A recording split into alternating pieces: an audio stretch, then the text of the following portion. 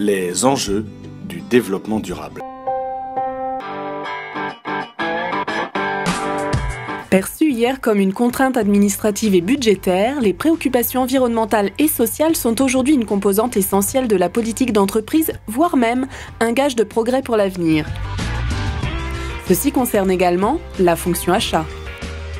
C'est un juste équilibre entre la préservation de l'intérêt économique, environnemental et social de l'ensemble des parties prenantes. L'achat durable peut se définir selon deux approches, l'approche produit et l'approche fournisseur.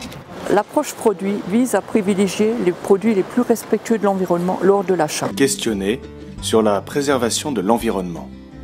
Le second groupe sur la mise en place d'une économie responsable.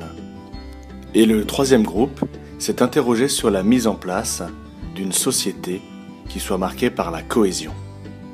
Ainsi, chaque groupe dont vous avez fait partie a représenté un des trois piliers qui forment le développement durable.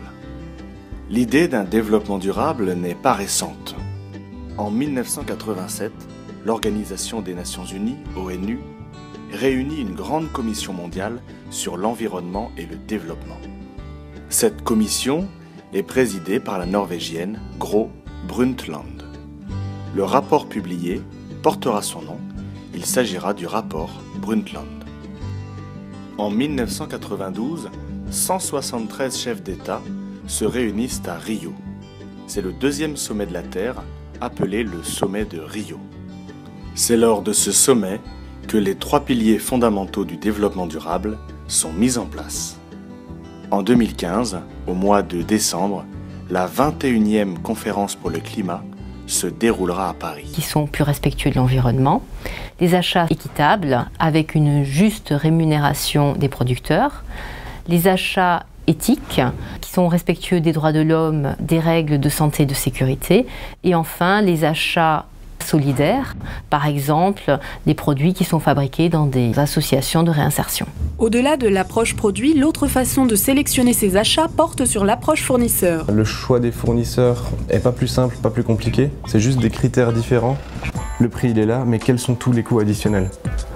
Et une fois qu'on aura trouvé une manière, sa propre méthode de calculer un coût global, on va parfois se rendre compte qu'il y a des choses qui sont beaucoup plus intéressantes et moins chères, même si le produit à la base est plus cher. Cette notion intègre à la fois les coûts d'acquisition, d'utilisation et d'élimination des produits. Ma démarche, mes valeurs ont eu un impact économique extrêmement important sur le développement de mon entreprise, puisque en 3 ans et demi, nous avons multiplié par 9 notre chiffre d'affaires. Définir un nouveau cahier des charges, assurer un suivi fournisseur, sensibiliser ses clients, évaluer les progrès réalisés, tels sont les facteurs clés de succès d'une politique achat durable.